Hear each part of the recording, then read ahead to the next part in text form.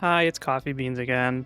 I had a interesting time making this because I've been on a handheld craze lately, especially with like the old Nintendo handhelds because there's a lot of games for like the 3DS at the end of its life cycle that I ended up buying, but I never played them because we were all kind of in the Switch era at that point. We were excited by the prospect of new hardware, but I've been thinking a lot about old handhelds, so I kind of pulled out one of my favorites, one of many people's favorites. It's actually gotten a lot of traction in the space recently for being easy to mod. But this is my OG PlayStation Portable. I think it's the original. The original. And I mean, if you had one, you knew this was the device. It's a little bulky, a little thick, but it was hefty. It had a good weight to it.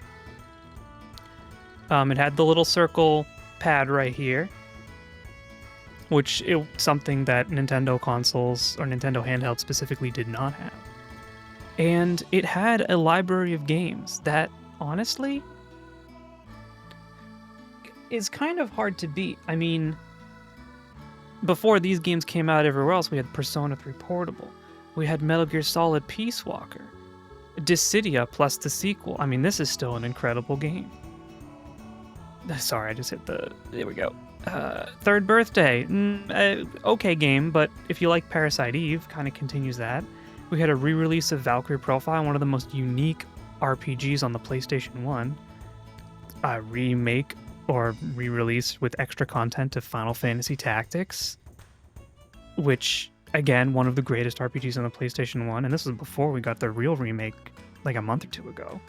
Kingdom Hearts Birth by Sleep, and I know there's a lot of Kingdom Hearts games, and many of them are kind of silly, and a lot of them you can kind of be like, well, did they really need to make that? And the answer is kind of, yeah, you need to play all of them if you care, but this was one of the first spin-offs that truly felt like a sequel.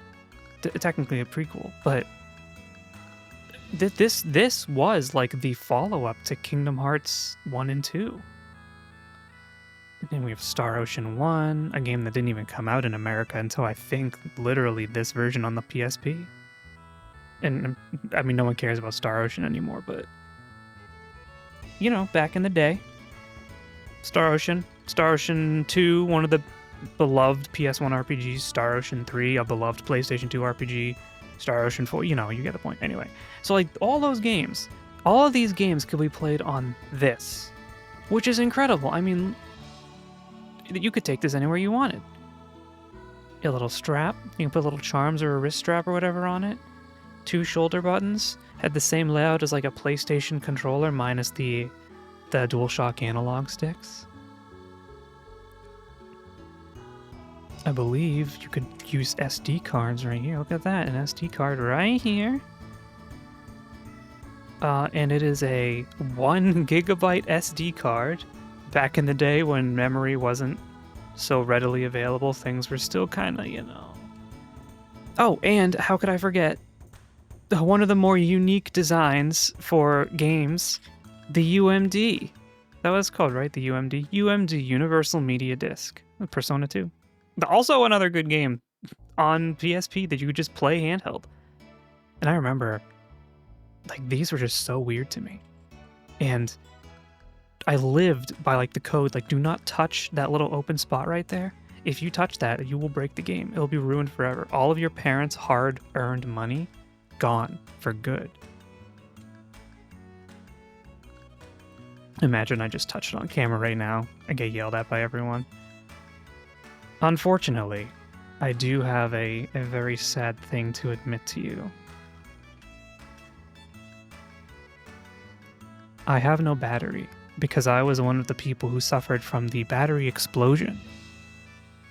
And I had to throw it out. Well, not throw it out. Don't throw away your rechargeable lithium-ion batteries. You need to dispose of them. But I had to get rid of it because it started expanding. So I can't play the PSP legally. Although I am in the market for a new battery, so if you know where to get a new battery for the OG PSP, you let me know.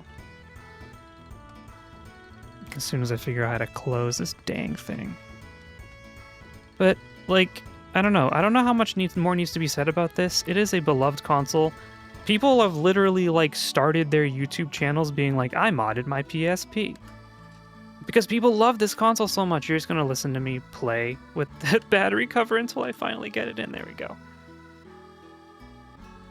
And there was a follow-up, of course, to the PSP because it was so beloved. It filled that niche for a non-Nintendo portable console. Until the PlayStation Vita. A console that, by all accounts, should be a hit. Incredible technology behind it. Powerful. An OLED touchscreen and a touch panel on the back. Similar layout to the PlayStation Portable, but now has 2 control sticks. Start button, select button. Does it have a headphone jack? Do we still use headphone jacks in this era? It does. It has a headphone jack right there. Why did it fail? Well, the quality of games, the selection of games, and the proprietary bullcrap, I suppose. Now, I'm not an engineer, but I'm going to just show you one thing that always ticked me off about this console. The PSP had this, like, non-proprietary charging port right here.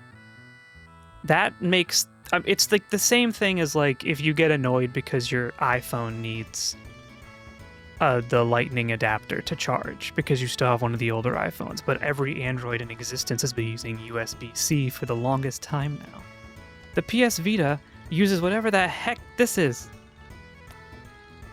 I don't even know where my cable is. I mean, I do, but I don't want to go get it. Another reason why it failed, and you probably actually saw me moving this away at the beginning of the video, was it had a proprietary memory card to save and store games. This little bugger, the PlayStation Vita branded memory stick or card or SD card or whatever you call it, was, I think, required to put in this. You couldn't use a replacement. You couldn't use a micro SD card.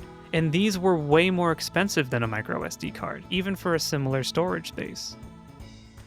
So the price went up, the games were lacking, there were fewer of them. It's kind of no wonder that it failed, right? Which is so sad. Because the PS Vita still brought us games, like Dragon's Crown, the Vanillaware Classic that everyone loved. Metal Gear Solid HD Collection, technically available on other consoles, especially like home consoles, but still, being able to play Metal Gear Solid 2 and 3 on a handheld like this, kinda cool. Those are real console games. Those are PlayStation 2 games that are just ported to this. A Little Big Planet for the PS Vita, which is still a great game. I actually love, now that I'm looking at it, it tells you how much memory you need for these games. They're like, make sure you buy the right one because we know it's so expensive, so you don't buy the right one. You're going to be in trouble. But most people didn't buy the PS Vita for these games. They bought it for this one. Persona 4 Golden. Before it was available on every console, before it was ported over to Steam, this was the Persona 4 Golden machine. And unfortunately, it was kind of referred as that by a lot of people. And if I might add, I don't think Sony has really learned their lesson, because the PlayStation 5, I want you to count how many first-party games are exclusively on the PlayStation 5, and if it's worth the price increase that they've given it.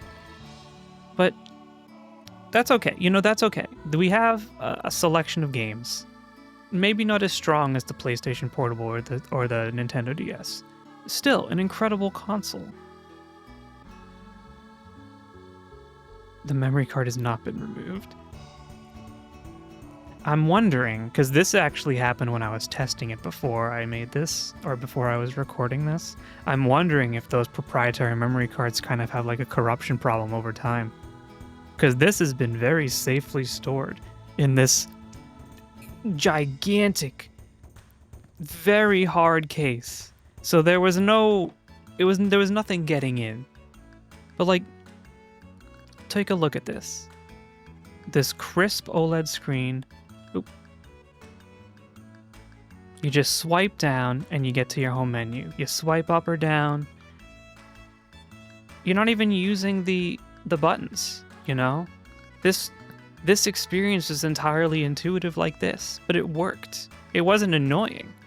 You can do all sorts of stuff. You can go check your mail if you wanted to. I don't know how many people were using this as their PDA. But you could connect to the PS4 and play games on this remotely, I believe. And just the aesthetics, miles above the PSP. Or the aesthetics for the UI, rather. Miles above the PSP and the PlayStation 3. But unfortunately, this came at a time in between the PlayStation 3 and the PlayStation 4, where most of their resources were devoted to the PlayStation 4. So this kind of got the short end of the stick.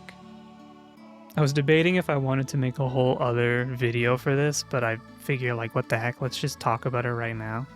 And I wish I had a TV set up properly so I could actually, like, turn this stuff on and start playing games for you. So please forgive, but this will just have to... we'll just have to keep looking at my mat and talking. One of the reasons why I don't think Sony knew exactly what they wanted to do with the PS Vita comes in the form of an alternate version that they released. The PlayStation TV. This little box is a Vita meant to connect to your TV so you could play Vita games on your TV. You have your HDMI, your Ethernet cable. I think that's a USB, and then you put your games in right here. Here's the power. Here's the power slot, and here's the power button. I mean, honestly, putting cables in this and putting it down was so annoying because it wouldn't actually stick down because the cables would be so strong. You have a little slot right here for games. So that means this is the SD card slot down here. So we have these two consoles. This portable one, which was designed to do what it does. It has all of the touch capabilities, the back touchscreen especially, something that can't just be emulated elsewhere. And they said, PlayStation TV. And these games can be played on it, for the most part. I think there are some games that don't actually work because they might require the back screen. But these games can be played with it. Before Persona 4 Golden was released on other consoles in the last 2 years, you could just put it on your TV with this. Just hook up like a PlayStation 3 controller or whatever. Now, I'm not an expert into Sony's decision making, and there's a lot of factors into why this console failed, but unfortunately, when this console failed, this is what it did to Sony's handheld market. It took this away, it took this away, it took this away. That's kind of sad. And it allowed Nintendo to just keep getting away with this, and this. Now, to be fair, it's not Nintendo's fault. The markets are changing. One of the most important devices that ruined the Vita's chances, I think, and this might just be my opinion, is this. The smartphone. Because I want you to tell me, what can this do better than this? Now, maybe that's an unfair comparison. But you can put emulators on this. You can put emulators on this because you can mod it. I don't really mod my consoles that much, or ever really, because I kind of like the idea of them just staying as is. For preservation's sake, although I would really like a new 2DS to mod, but separate video, separate conversation. I honestly think the Vita died half because of Sony, but half just because it was entering a market where it was trying to do the same things as something everyone was starting to carry in their pocket. Anyway, this video has gone on for 16 minutes. and I feel like it was a little directionless, but I wanted to get down my thoughts on two consoles that I really like, and I just kind of wish that this evolution continued. I wish that there was something I could put right here to say this is the evolution. This is what comes after the PlayStation Vita. And I guess there's that Portal, whatever they released, that got really bad reviews because the streaming quality was so bad, but that one's kind of for a whole other different group of people and a purpose for existing. But yeah, that's the PlayStation Portable and the PlayStation Vita. If you never had either of these, and I know there are some people who watch my stuff who are a lot younger than me, they might not have been alive when these came out. Or if they were really young. Though you can play Minecraft on this. There was a Minecraft for the Vita, so the Zoomers could have been enjoying. I don't know. Anyway, I'll see you next time.